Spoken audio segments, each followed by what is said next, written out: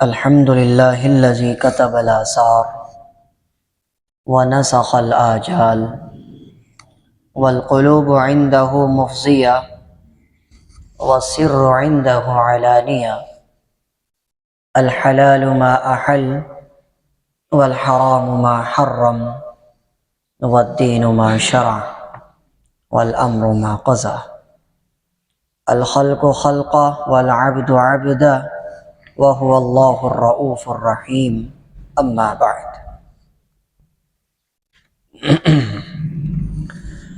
فقد قال الله سبحانه وتعالى في القرآن الكريم أعوذ بالله من الشيطان الرجيم بسم الله الرحمن الرحيم ومن الناس من يقول آمنا بالله وباليوم الآخر وما هم بمؤمنين يخادعون الله والذين آمنوا وما يخدعون إلا أنفسهم وما يشعرون إلى آخر. آمنت بالله صدق الله مولانا العلي العظيم وصدق رسوله النبي الكريم ونحن على ذلك لمن الشاهدين والشاكرين والحمد لله رب العالمين. محترم بھائیو، عزیز ساتھیو، السلام علیکم ورحمۃ اللہ وبرکاتہ۔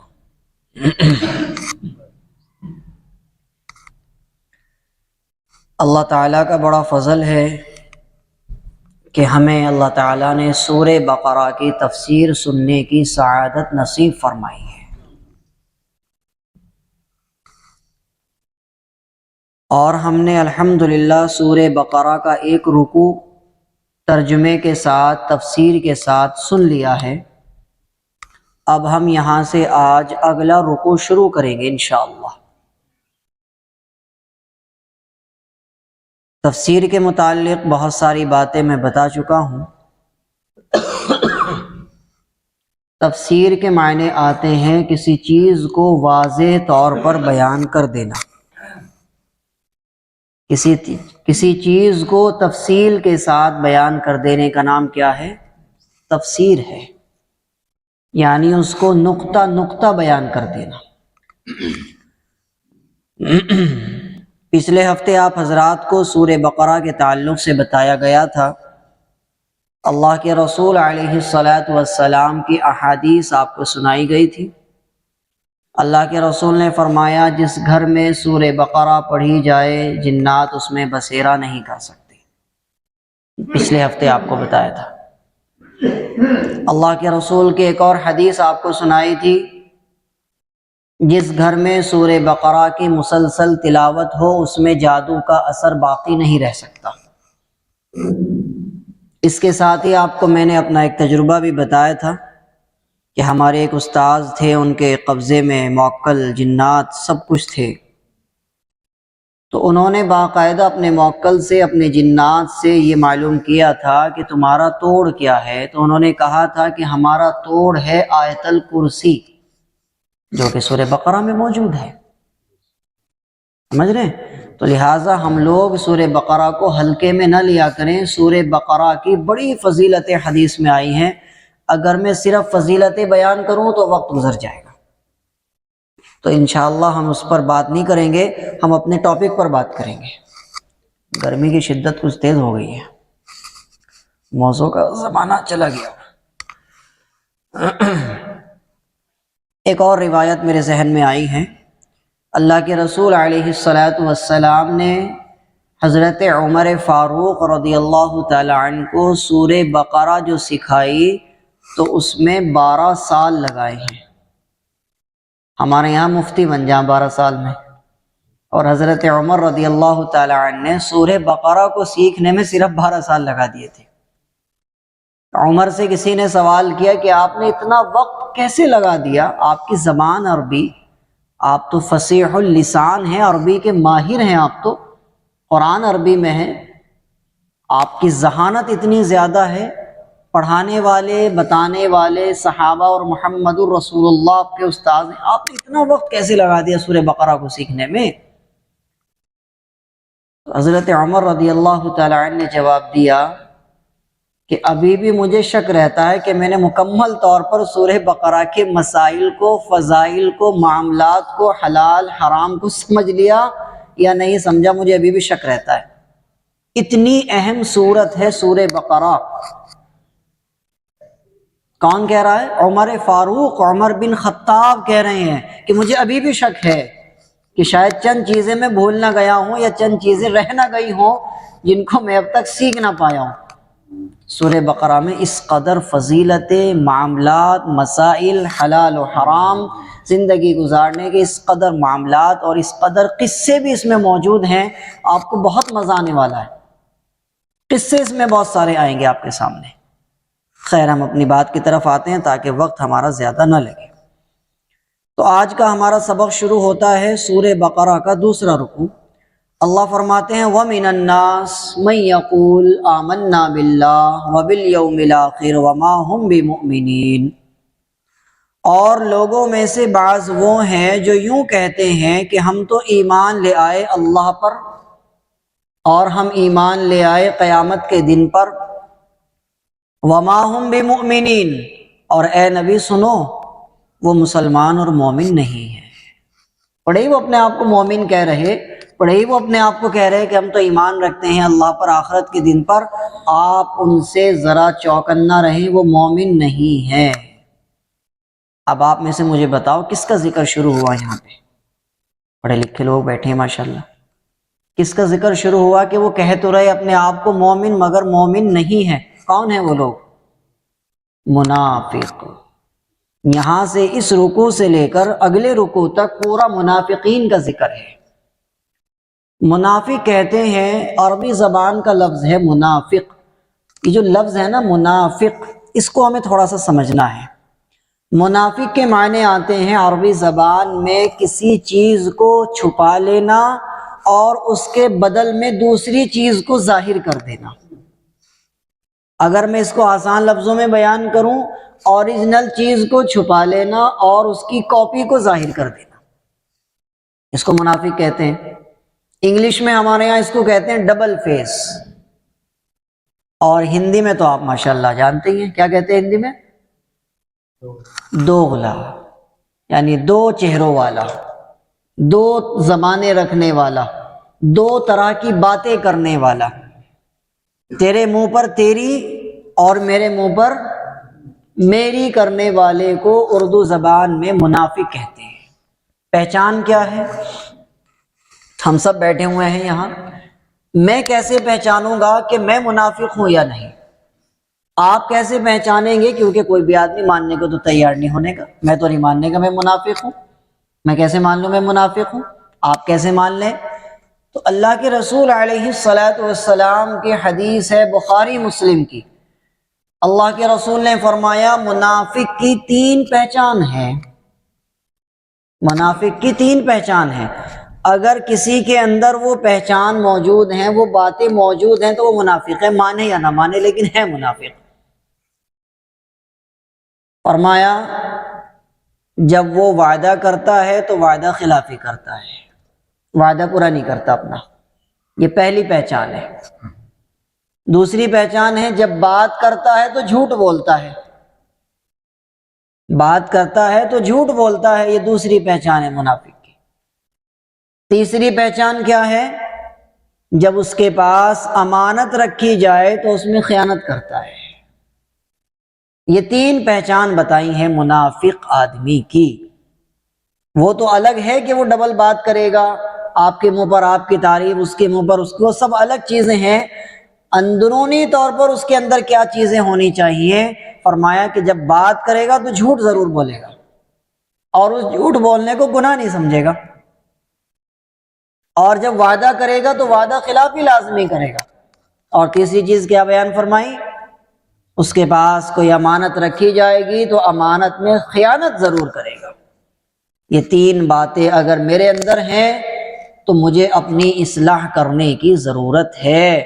میں اپنے آپ کو تسلیم کروں کہ بھئی میرے اندر یہ کمیاں ہیں، میں جھوٹ بول جاتا ہوں، میں بات بات میں جھوٹ بول دیتا ہوں، اور میں وعدہ کرتا ہوں تو وعدہ پورا نہیں کرتا۔ اس کے ساتھ بھی وعدہ کیا تھا، اس کے ساتھ بھی کیا تھا، اس کے ساتھ بھی وعدہ کیا تھا، اور اس کے ساتھ بھی وعدہ کیا تھا کہ ہم تجھے کو انشاءاللہ اوپر رکھیں گے، مگر پھر بھی نہیں رکھا، تو مطلب منافقت موجود ہے۔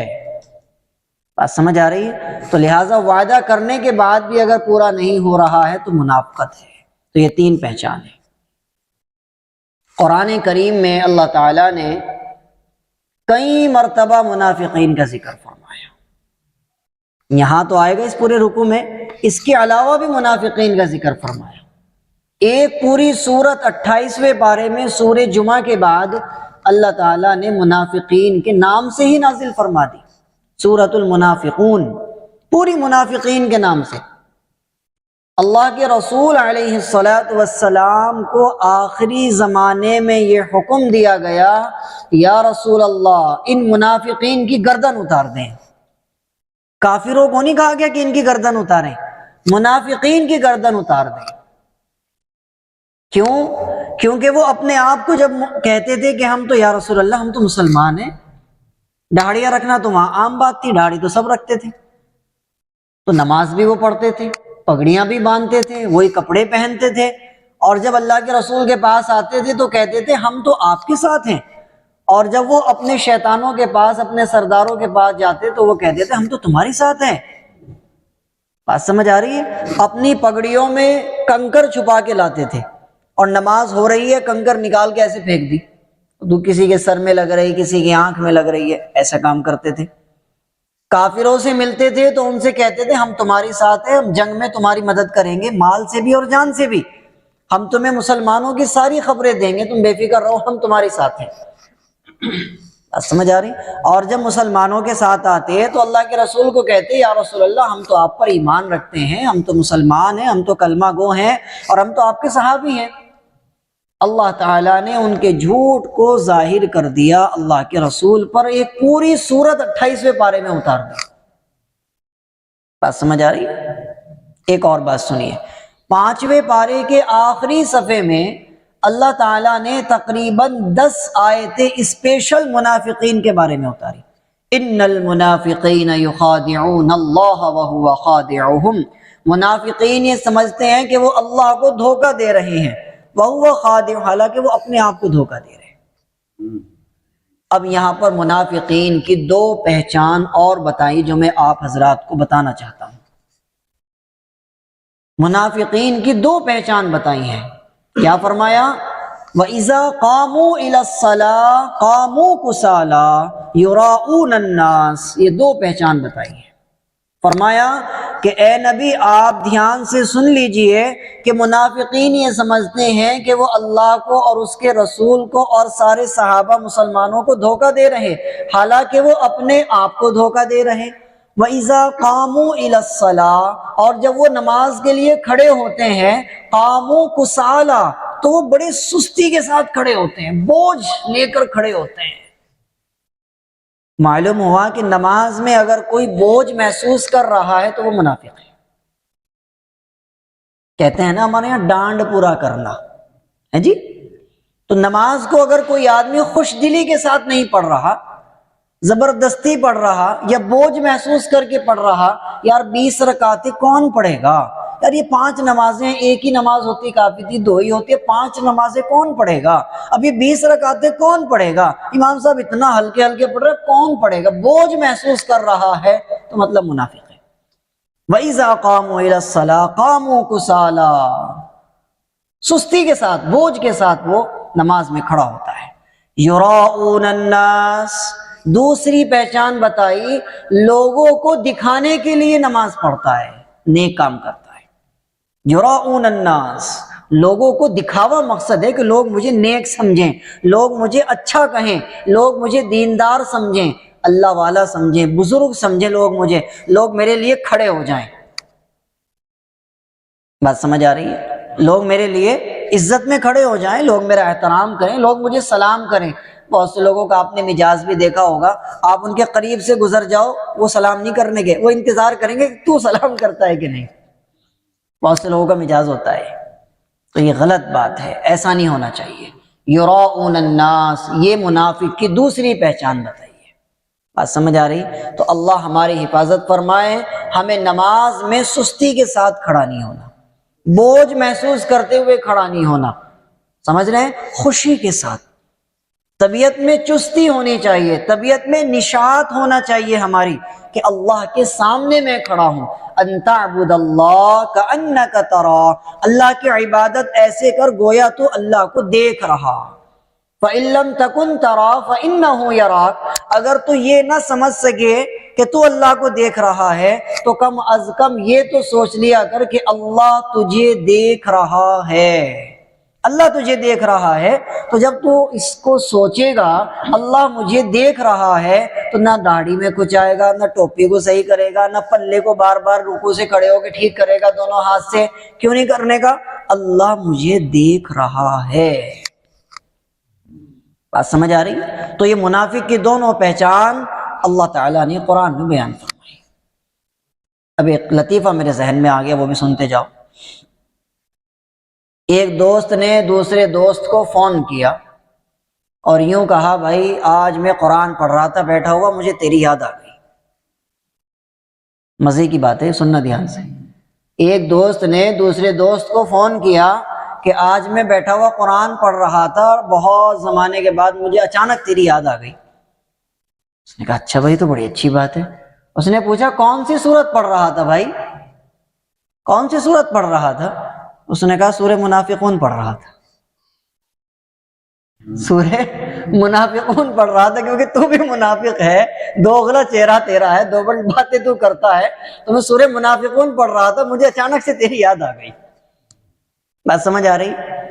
تو لہٰذا اللہ ہماری حفاظت فرمائے منافقت سے اور منافق ہونے سے، اللہ ہماری حفاظت فرمائے۔ تو یہاں پر اللہ تعالیٰ نے انہی لوگوں کا ذکر فرمایا، ترجمہ سنتے جائیں اور مزہ لیتے جائیں۔ فرمایا وَمِنَ النَّاسِ مَن يَقُولُ آمَنَّا بِاللَّهِ، اے نبی لوگوں میں سے بعض وہ ہیں جو کہتے ہیں ہم تو ایمان لے آئے اللہ پر اور آخرت کے دن پر، وَمَا هُم بِمُؤْمِنِينَ، اور اے نبی وہ ہرگز مومن نہیں ہیں، آپ ان سے دھوکے میں نہ جانا۔ یخادعون اللہ، وہ اللہ کو دھوکہ دے رہے، والذین آمنوا، اور مسلمانوں کو، وما یخدعون الا انفسہم، اور وہ کسی کو دھوکہ نہیں دے رہے سوائے اپنی ذات کے، اپنے آپ کو جہنمی بنا رہے۔ جو لوگ منافقت کرتے ہیں، دوغلا پن اختیار کرتے ہیں، وہ یہ سمجھتے ہیں کہ میں اپنے دوست کو دھوکہ دے رہا، اپنے رشتہ دار کو دھوکہ دے رہا۔ ایسا نہیں ہے، وہ اپنے آپ کو دھوکہ دے رہا کیونکہ وہ جہنم کے لیے راستے پر چل پڑا ہے۔ الا انفسہم وما یشعرون، اور ان کو اس چیز کی خبر بھی نہیں ہے کہ وہ اپنی ذات کو ہی دھوکہ دے رہے ہیں۔ آگے فرمایا فی قلوبہم مرض، ان کے دل میں بیماری ہے، ان کے دل میں کیا ہے؟ بیماری ہے۔ فزادہم اللہ مرضا، یہ آیت اتنی خطرناک ہے میرے بھائی کہ علماء نے لکھا ہے کہ جب ہم اس آیت کو پڑھتے ہیں تو ہمارا رواں رواں کھڑا ہو جاتا ہے۔ کیوں؟ فرمایا فی قلوبہم مرض، ان منافقین کے دلوں میں بیماری ہے۔ فزادہم اللہ مرضا، اللہ تعالیٰ نے ان کی بیماری کو اور زیادہ بڑھا دیا۔ کون سی بیماری ہے؟ منافقت کی، دوغلے پن کی ان کے اندر بیماری ہے۔ اور جس کے اندر یہ بیماری ایک بار پیدا ہو گئی کہ تیرے منہ پہ تیری اور میرے منہ پر میری کرنے کی، اللہ تعالیٰ فرما رہے فزادہم اللہ مرضا، ہم ان کی اس عادت کو اور زیادہ بڑھا دیتے ہیں تاکہ پکے جہنمی بنا کر ہم ان کو گھسیٹ کر لائیں۔ بات سمجھ آ رہی ہے؟ کافروں کے بارے میں یہ بات نہیں بیان فرمائی۔ بھئی ایک آدمی کافر ہے، وہ کہتا ہے میں اللہ کو نہیں مان رہا، اس نے ڈٹ کر کہا میں نہیں مان رہا، بات ختم ہو جاتی ہے۔ بھئی یہ کافر ہے، یہ مسلمان ہے، بات ختم ہو جاتی ہے۔ لیکن ایک آدمی یہ کہتا ہے کہ نہیں جی میں تو مسلمان ہوں، میں تو تمہارا دوست ہوں، میں تمہاری ساتھ ہوں، اور اندر سے وہ کافروں کے ساتھ ہے، تو یہ زیادہ خطرناک ہے۔ بات سمجھ آ رہی نا؟ تو منافقت بڑی خطرناک چیز ہے، دوغلا پن بڑی خطرناک چیز ہے۔ آپ سامنے والے کو یقین دلا رہے کہ میں تیری ساتھ ہوں، میں تیرا دوست ہوں، میں تیرا ہمدرد ہوں، میں برے وقت میں تیرا ساتھی رہوں گا، تو پریشان نہ ہونا۔ اور اندر سے اسی کی جڑیں کاٹنے پر لگا ہوا ہے، اندر سے اس کو نقصان پہنچانے پر لگا ہوا ہے، تو اللہ نے قرآن پاک کے 5ویں پارے میں جہاں پر ان منافقین کا ذکر ہے، سب سے نیچے آ کر کے اللہ تعالیٰ نے فرمایا ان المنافقین فی الدرک الاسفل من النار، منافقین کو اللہ تعالیٰ جہنم کے سب سے نچلے حصے میں ڈالے گا، ولن تجد لہم نصیرا، اور ان کا کوئی مددگار نہیں ہے۔ تو میرے بھائی ڈبل چہرہ نہیں ہونا چاہیے۔ آپ کو کسی سے محبت ہے، آپ ڈنکے کی چوٹ پہ کہو بھائی میں تیرے ساتھ ہوں، آپ کو کسی سے اختلاف ہے، ڈنکے کی چوٹ پہ کہو بھائی میں تیرے ساتھ نہیں ہوں، تیرے پہ جو ہو کر لے۔ ڈبل چہرہ نہیں ہونا چاہیے کہ مسکراہٹ کے پیچھے منافقت چھپی ہے۔ اب آپ کے ذہن میں شاید ایک سوال پیدا ہو رہا ہو، کیا آج کے زمانے میں منافق موجود ہیں؟ اللہ کے رسول علیہ السلام کے زمانے میں جو منافق تھے، کیا آج کے زمانے میں بھی وہ منافق ہیں؟ تو یاد رکھیے، حضرت مولانا مفتی تقی عثمانی صاحب لکھتے ہیں معارف القرآن میں، مفتی شفیع صاحب لکھتے ہیں معارف القرآن میں کہ اللہ کے رسول علیہ السلام کے زمانے میں جو منافق تھے وہ تھے یقین کے منافق، یقین کے منافق تھے۔ وہ اللہ پر ایمان نہیں رکھتے تھے، وہ رسول اللہ پر ایمان نہیں رکھتے تھے، وہ تو کافر تھے پکے والے، بس انہوں نے چولہ اختیار کر لیا تھا مسلمانوں والا، اپنے آپ کو صحابہ دکھانے کے لیے کہ ہم تو مسلمان صحابی ہیں، اللہ کے رسول کے ساتھ ہیں، حالانکہ وہ کافر تھے اندر سے۔ آج کے دور میں جو منافق ہیں وہ عمل کے منافق ہیں، عمل کے منافق ہیں۔ سمجھ آ رہی ہے؟ وہ دکھانا تو یہ چاہتے ہیں کہ ہم بڑے نیک ہیں، وہ دکھانا تو یہ چاہتے ہیں کہ ہم تمہاری ساتھ ہمدردی میں ہیں، مگر وہ ہوتے نہیں ہیں۔ یہ والے منافق اس دور میں پائے جاتے ہیں، وہ والے منافق اس دور میں پائے جاتے تھے۔ بات سمجھ آ رہی ہے؟ مولانا رومی رحمۃ اللہ علیہ نے ایک بڑا خوبصورت واقعہ لکھا ہے، توجہ سے سنیے گا، یاد رکھیے گا، عمل بھی کیجیے گا۔ مولانا رومی رحمۃ اللہ علیہ لکھتے ہیں کہ ایک پیڑ پر ایک چڑا، ایک میل اور ایک فیمیل دونوں بیٹھے ہوئے ہیں۔ ایک آدمی لمبی داڑھی، سفید داڑھی، لمبی پگڑی، لمبا کرتا، ہاتھ میں تسبیح لیے آ رہا ہے۔ تو چڑے نے اسے کہا، چڑیا سے، کہ چلو اڑ جاتے ہیں، کہیں ایسا نہ ہو بلیڈ نکال کر ہمیں فائر کر دے، ہمیں مار دے، چلو اڑ جاتے ہیں۔ تو چڑے نے کہا کہ تجھے نظر نہیں آتا کہ اس کے چہرے پر سفید داڑھی کتنا نور ہے؟ تجھے نظر نہیں آتا کتنی بڑی پگڑی باندھی ہوئی ہے اس نے؟ تجھے نظر نہیں آتا اس کے ہاتھ میں تسبیح اور اس کے کپڑے کس قدر سفید ہیں دودھ جیسے؟ بڑا نیک آدمی، یہ ہمیں نہیں مارنے کا، یہ ہمیں جدا نہیں کرنے کا، تو بے فکر رہے، بیٹھی رہو۔ اب وہ بندہ جیسے قریب آیا، اس نے اچانک سے گلیڈ نکالی اور فوراً فائر کر دیا پتھر۔ اب وہ اتفاق سے لگا جا کر چڑے کو، وہ مر گیا۔ اب بات جب عدالت میں پہنچی، افسانہ ہوتا ہے، جب بات عدالت میں پہنچی تو جج نے چڑیا سے کہا کہ بتا اس کو کیا تو سزا دینا چاہتی ہے، یہ بندہ یہاں موجود ہے، بتا، جو تو سزا کہے گی ہم وہ دیں گے اس کو۔ چڑیا نے جو بات کہی وہ بڑی کمال ہے، جس کے اندر بھی ایمان کا نور باقی ہے وہ یقیناً ہل جائے گا اس بات کو سن کر۔ چڑیا نے بس یوں کہا کہ جج صاحب میں کچھ نہیں کہوں گی، بس اتنی بات ضرور کہوں گی کہ اس کو یہ سزا دی جائے اور اس کو یہ لازم قرار دیا جائے کہ یہ لباس اتار دے، جیسا ہے ویسا لباس پہن کر رکھے، جیسا ہے ویسا لباس پہن کر رکھی ہے۔ صوفیوں والا چولا جو اس نے پہنا ہوا ہے، اس نے میرے بندے کو چھین لیا، میں دھوکہ کھا گئی، تو جیسا ہے نا بس ویسا ہی لباس پہن کے رکھے۔ یہ اس نے منافقین کی طرح دوغلے پن میں جو اس نے کام کیا ہے تو اندر سے بھیڑیا اور کھال اس نے بھیڑ کی لپیٹی ہوئی ہے۔ بس میں یہ سزا دینا چاہوں گی کہ یہ لباس اس کا اتروا دیا جائے اور اس کے سر سے پگڑی دستار ہٹا دی جائے اور اس کے ہاتھ میں سے تسبیح نکال دی جائے اور اس کو جیسا ہے ویسا ہی رکھا جائے بس۔ اللہ اکبر، اللہ اکبر کبیرہ۔ بات سمجھ آ رہی ہے؟ تو میرے بھائی، ہمیں اس چیز کا سبق دیا گیا اس آیت کے ذریعے، فی قلوبہم مرض، کہ جس کے اندر منافقت ہے، دوغلا پن ہے، فزادہم اللہ مرضا، اللہ اس کے دوغلے پن کو بڑھاتا رہے گا، بڑھاتا رہے گا، بڑھاتا رہے گا، وہ سب کے ساتھ منافقت کرے گا، پھر دوستوں کے ساتھ، گھر والوں کے ساتھ، رشتہ داروں کے ساتھ، کاروبار والوں کے ساتھ، وہ سب کے ساتھ ڈبل چہرے اختیار کرے گا، وہ کسی ایک کے ساتھ ایک نہیں ہو کر رہے گا۔ وَلَهُمْ عَذَابٌ أَلِيمٌ، اور منافقین کے لیے بڑا دردناک عذاب ہے، بِمَا كَانُوا يَكْذِبُونَ، کیونکہ وہ ہماری آیتوں کو، ہمارے قرآن اور ہماری حدیث کو جھٹلاتے ہیں۔ یہاں پر ان کا ذکر کیا گیا۔ آگے چلتے ہیں، فرمایا وَإِذَا قِيلَ لَهُمْ لَا تُفْسِدُوا فِي الْأَرْضِ، اور جب ان منافقین سے کہا جاتا ہے کہ تم زمین میں فساد مت پھیلاؤ، قالوا، تو وہ کہتے ہیں انما نحن مصلحون، ہم فساد تھوڑے پھیلا رہے، ہم تو بڑی اصلاح کرنے والے ہیں۔ یہ بھی منافقین کی ایک پہچان قرآن نے ہمیں بتائی ہے کہ اگر آپ انہیں یوں کہو بھائی یہ غلط کام ہے، یہ نہ کرے، تو وہ پتہ ہے کیا کہتا ہے، ارے ہم تو اصلاح کرنے والے ہیں، ہم تو سماج کو سدھارنے والے لوگ ہیں، ہم بگاڑنے والے تھوڑے ہیں، ہم تو سدھارنے والے لوگ ہیں۔ بس یعنی وہ اپنی غلطی کو کبھی تسلیم کرنے کے نہیں ہیں، وہ ہمیشہ یہی کہیں گے ہم تو اچھے لوگوں میں ہیں، ہم تو اچھے لوگوں میں اٹھنا بیٹھنا رکھتے ہیں، ہم تو سماج سیوا کر رہے ہیں، حالانکہ وہ سماج کو کھوکھلا کر رہے ہیں۔ جو منافق لوگ ہیں دو چہروں والے لوگ ہیں، سمجھ آ رہی ہے؟ اور ان کے لیے جہنم کا سب سے دردناک عذاب، ایک بات میں آپ کو بڑی گہری بتا رہا ہوں، دھیان سے سنیے گا، کافر سے زیادہ سخت عذاب منافق کو دیا جائے گا قیامت کے دن۔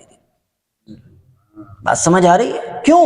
کیونکہ اس نے چولا اوڑا نیک کا، ایمان والے کا، مسلمان کا، اور اندر سے وہ کچھ اور ہے۔ تو قرآن نے کہا 5ویں پارے میں ان المنافقین فی الدرک الاسفل من النار، جہنم کے سب سے نچلے حصے میں ان کو ڈالا جائے گا جو منافق ہیں، دو چہرہ رکھتے ہیں۔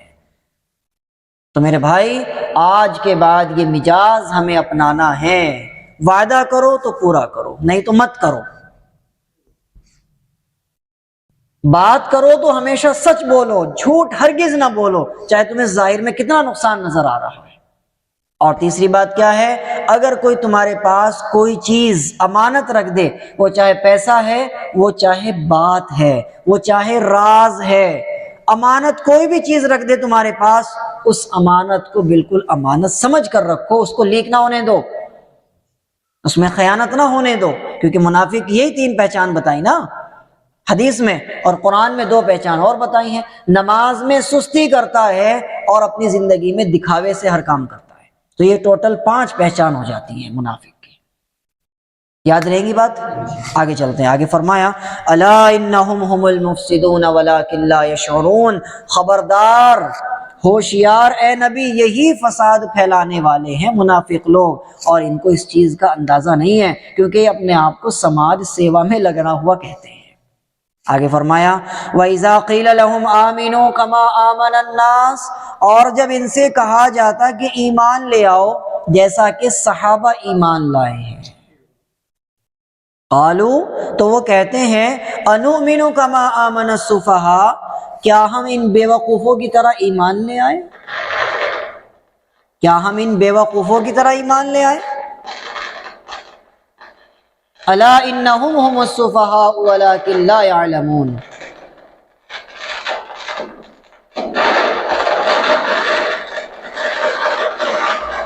بند کرو اس کو، بند کر دو، بند کر دو، اندر سے لمبی تار کا بورڈ لاؤ، اسے چارجنگ پہ لگا دو، چارجنگ کم ہے۔ توجہ دیجیے،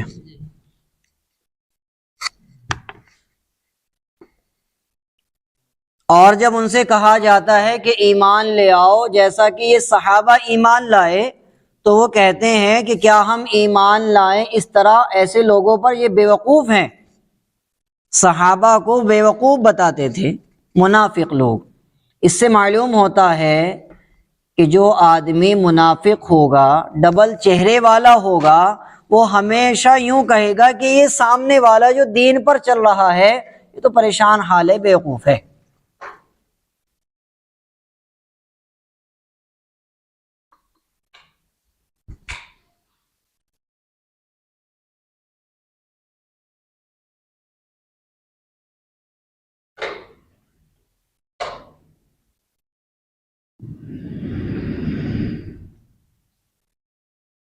اللہ،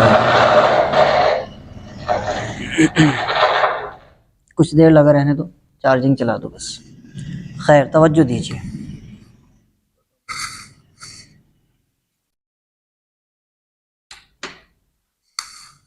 بیٹھ جاؤ 2 منٹ، اس کے بعد چلا دینا اس کو۔ الا انہم هم السفہاء، اللہ تعالیٰ فرما رہے کہ یہی منافق ہیں اور ان کو اس چیز کے بارے میں علم نہیں ہے، یہی بیوقوف لوگ ہیں، کیونکہ یہ صحابہ کو بیوقوف بتا رہے ہیں۔ اس آیت سے علماء نے مسئلہ نکالا ہے کہ اللہ تعالیٰ کو جو ایمان چاہیے وہ صحابہ کے جیسا ایمان پسند ہے۔ اللہ تعالیٰ نے جو ایمان کی شرط رکھی ہے تو وہ صحابہ کے جیسا ایمان مطلوب ہے اللہ تعالیٰ کو۔ اگر کوئی آدمی صحابہ کے جیسا ایمان نہیں رکھتا ہے تو یقینی طور پر اس کا ایمان قابل اعتبار نہیں ہے۔ وَإِذَا لَقُوا الَّذِينَ آمَنُوا قَالُوا آمَنَّا، اب آگے فرمایا کہ جب وہ ملاقات کرتے ہیں مسلمانوں سے تو وہ کہتے ہیں ہم تو مومن ہیں، ہم تو مسلمان ہیں۔ وَإِذَا خَلَوْا إِلَىٰ شَيَاطِينِهِمْ، اور جب وہ اکیلے میں ہوتے ہیں، تنہائی میں ہوتے ہیں، کچھ دیر کے لیے بند کر دیں، اب مت چلانا اس کو، مائک اٹھا کے یہاں رکھ دیں۔ وَإِذَا خَلَوْا إِلَىٰ شَيَاطِينِهِمْ، اور جب وہ تنہائی میں ہوتے ہیں اپنے سرداروں کے پاس تو وہ کہتے ہیں قَالُوا إِنَّا مَعَكُمْ، ہم تو تمہارے ساتھ ہیں، انما نحن مستہزئون، اور ہم تو مسلمانوں کا مذاق اڑانے کے لیے ان کے پاس جاتے ہیں، ان کے جیسے کپڑے پہنتے ہیں، ان کی جیسی پگڑیاں باندھتے ہیں اور ان کے طریقے پر ہم نماز پڑھتے ہیں، ہم تو اصل میں ان کا مذاق اڑانے کے لیے ایسا کرتے ہیں۔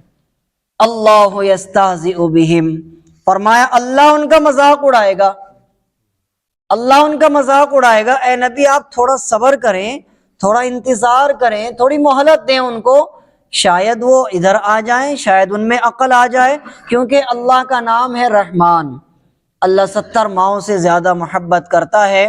فرمایا اللہ یستہزئ بہم، اللہ ان کا مذاق اڑائے گا، یعنی دنیا میں اللہ تعالیٰ ان کو ذلیل ایسا کر کے رکھ دے گا، رسوا ایسا کر کے رکھ دے گا کہ خود ان کا مذاق اڑایا جائے گا دنیا میں۔ وَيَمُدُّهُمْ فِي طُغْيَانِهِمْ يَعْمَهُونَ، اور ان کی نافرمانی میں اللہ تعالیٰ ان کو ڈھیل دے رہا ہے، ڈھیل دے رہا ہے۔ اس آیت سے علماء نے ایک مسئلہ نکالا ہے جو ہمارے لیے ذرا ضروری ہے سمجھنا۔ بہت سے لوگوں کے ذہن میں آپ کے یہ سوال پیدا ہو سکتا ہے میرے بھائی کہ مفتی صاحب، مولانا صاحب، فلاں بندہ ہے، نماز نہیں پڑھتا، سود بھی کھاتا ہے، بیاج بھی کھاتا ہے، زنا بھی کرتا ہے، شرابیں بھی پیتا ہے، ظلم بھی کرتا ہے، اور وہ دن بدن پھل پھول ہی رہا ہے، ایک بلڈنگ سے دوسری، دوسری سے تیسری، زمینیں بھی لے رہا، گاڑیاں بھی بدل رہا، اس کی زندگی ایک دم بڑھیا گزر رہی ہے، اور ہم سجدے کر کر کے تھک گئے، اللہ سے مانگ مانگ کے ہم نے جو ہے اپنے ماتھا تھکا دیا، لیکن اللہ بھی ہماری بات نہیں سننے کو تیار ہے۔ ایسا کیوں ہے؟ کیا اللہ ان سے راضی ہے، ان کو اس قدر رزق دے رہا ہے؟ اس کا جواب آپ اچھے سے سن لیجئے میرے بھائی۔ مال کا زیادہ ہونا اس چیز کی علامت نہیں ہے کہ اللہ کس سے راضی ہے اور اس سے راضی نہیں ہے۔ مال تو قارون کے پاس بھی تھا، مال تو فرعون کے پاس بھی تھا۔ اگر غربت بری چیز ہوتی تو محمد الرسول اللہ صلی اللہ علیہ وسلم اور تمام نبیوں کو اللہ تعالیٰ غربت میں نہ رکھتا۔ زیادہ تر ان کی زندگی کا جو وقت گزرا ہے وہ تنگی میں گزرا ہے، کچھ سال ایسے گزرے ہیں جن میں اللہ تعالیٰ نے ان کو نوازا ہے۔ بات سمجھ آ رہی؟ تو مال کا ہونا ہرگز اس چیز کی علامت نہیں ہے کہ ان کے پاس اللہ تعالیٰ کی رضامندی کی نشانی ہے، سرٹیفکیٹ مل گیا ان کو اللہ ان سے راضی ہے، نہیں، ایسا ہرگز نہیں ہے۔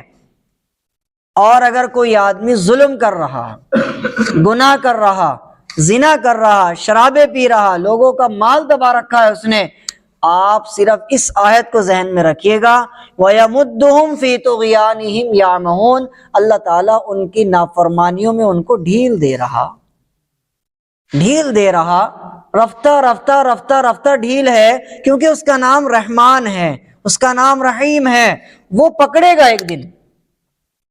29ویں پارے میں اللہ فرما رہے وَأُمْلِي لَهُمْ إِنَّ كَيْدِي مَتِينٌ، میری پکڑ بڑی مضبوط ہے، جب میں پکڑوں گا نا تو منہ کے بل گراؤں گا۔ اب دیکھو اللہ تعالیٰ کی رحمت بڑی ہے، اللہ تعالیٰ کا فضل بڑا ہے۔ اگر کوئی آدمی گناہ کرنے کے باوجود، زنا کرنے کے باوجود، ظلم کرنے کے باوجود، نمازیں چھوڑنے کے باوجود، ساری دنیا کے غلط کام کرنے کے باوجود بھی اس پر کسی طرح کی پکڑ نہیں آ رہی ہے، اب دو باتیں ذہن میں رکھنی ہے، یا تو اس پر اللہ تعالیٰ کی طرف سے ڈھیل ہے، آزمائش ڈھیل ہے، پکڑے گا اللہ، یا پھر مسئلہ یہ ہے کہ وہ ان برائیوں کے ساتھ ساتھ کوئی ایسا نیک عمل بھی اس کا ہے، خاموشی سے سید کرتا ہوگا، کوئی ایسا نیک کام بھی وہ کرتا ہے، اللہ تعالیٰ نے اس کی وجہ سے اس کو عذاب نہیں دیا۔ میں اپنی بات سمجھا پایا آپ کو؟ میں ایک مثال دے دوں، آپ کو سمجھ میں آ جائے گی بات۔ حضرت موسیٰ علیہ السلام جب کوہ طور سے واپس آئے توریت لے کر، توریت جو کتاب اتری تھی آسمان سے، وہ پوری کی پوری تختیوں میں اتری تھی ایک ہی ساتھ۔ قرآن تو اترا 22-23 سال میں، لیکن توریت ون ٹائم، ایک ہی مرتبہ میں پورا کا پورا کتاب جو تختیوں میں اترا تھا آسمان سے۔ 40 دن حضرت موسیٰ علیہ السلام نے وہاں لگائے۔ اب جب حضرت موسیٰ علیہ السلام واپس آئے تو دیکھا کیا، ساری کی ساری قوم ایک بچڑے کی عبادت کر رہی ہے، ایک بچڑے کی پوجا کر رہی ہے۔ حضرت موسیٰ علیہ السلام نے کہا، بھائی تم یہ کیا کر رہے ہو؟ تم بچڑے کی پوجا پر لگ گئے، تمہارا دماغ تو نہیں چل گیا؟ حضرت موسیٰ علیہ السلام کو اللہ تعالیٰ نے حکم دیا کہ جتنے بھی یہ یہاں پر موجود ہیں سب کو قتل کرو۔ یہ نہیں چلنے کا بھائی، نظر ہو گئی اس کو تو دیکھیں، بچڑے کی نظر لگ گئی اسے، یہ چلنے والا نہیں ہے آج۔ حضرت موسیٰ علیہ السلام کو حکم دیا گیا جتنے بھی ہیں جنہوں نے بچڑے کی پوجا کی ہے ان سب کو قتل کرو۔ اب تمام کے تمام مومن جو تھے قتل کرنے لگ گئے۔ اب ایک آدمی جو تھا جس نے وہ بچڑا بنایا تھا، اس کا نام تھا سامری۔ کیا نام تھا؟ سامری۔ 16ویں پارے میں اس کا ذکر ہے۔ جب تلوار اس کی گردن پہ پہنچی، اللہ تعالیٰ نے فرشتے کو فوراً نازل کر دیا زمین پر، اور حضرت موسیٰ علیہ السلام سے آ کر کے کہا، اللہ آپ کو سلام کہتے ہیں اور یوں فرماتے ہیں کہ اس کو قتل نہ کرو، اسے چھوڑ دو، اپنی موت مرے گا۔ حضرت موسیٰ علیہ السلام نے اللہ تعالیٰ سے فوراً بات کی، کیونکہ وہاں تو ڈائریکٹ تھا نا نمبر، حضرت موسیٰ کے پاس پرسنل نمبر تھا نا اللہ میاں کا، ڈائریکٹ بات ہوتی تھی ایک دم۔ اللہ تعالیٰ سے حضرت موسیٰ علیہ السلام نے کہا، اے اللہ، اسی کمبخت نے تو یہ بچڑا بنایا، ساری قوم پوجا پہ لگا دی اس نے، آپ کی عبادت سے ہٹا کر، اور آپ اسی کو منع کر رہے قتل کرنے کو۔ سب سے بڑی جڑ تو یہی ہے۔ میری کسی بات سے جا کے لنک ہوگا اس بات کا، سمجھیں آپ اس کو، کہ سب سے بڑی جڑ تو یہی ہے، اور آپ اسی کو قتل کرنے کو منع کر رہے۔ باقی قوم تو ساری دیکھ دیکھ کر بچڑے کی پوجا پر لگی ہے، اس نے بنایا۔ اللہ تعالیٰ نے جواب دیا، اے موسیٰ مجھے شرم آتی ہے اس کو قتل کرواتے ہوئے، کیونکہ یہ سخی بہت بڑا ہے، غریبوں پر ہاتھ کو ہمیشہ یوں رکھتا ہے، یہ بہت لٹاتا ہے، اور مجھے شرم آ رہی ہے کہ میں اس کو قتل کراؤں۔ پڑے ہی اس نے بہت بڑا جرم کیا ہے، اپنی موت مرے گا، دنیا میں سزا بھگت کے مرے گا، آپ اس کو قتل نہ کریں، آپ اس کو چھوڑ دیں۔ بتاؤ میری کون سی بات سے جا کے اس بات کا لنک ہوا ہے؟ اگر کوئی آدمی بڑے بڑے عیب کر رہا، بڑی بڑی برائیوں میں مبتلا ہے، مگر پھر بھی اس کی پکڑ نہیں ہو رہی ہے، تو اب آپ کو دو باتیں سوچنی ہے، یا تو اللہ کی طرف سے ڈھیل ہے، بہت لمبی ہے، یا پھر معاملہ کیا ہے؟ معاملہ یہ ہے، کون سا ہے؟ کہ اس نے کوئی نہ کوئی اچھا کام پکڑا ہوا ہے، اچھا کام کوئی نہ کوئی وہ کر رہا ہے، پڑے وہ چھپ کر رہا ہے، کوئی نہ کوئی بھلا کام وہ کر رہا ہے۔ بات سمجھ آ رہی ہے؟ کوئی بھی اس کے ساتھ بھلائی کا کام ہو سکتا ہے۔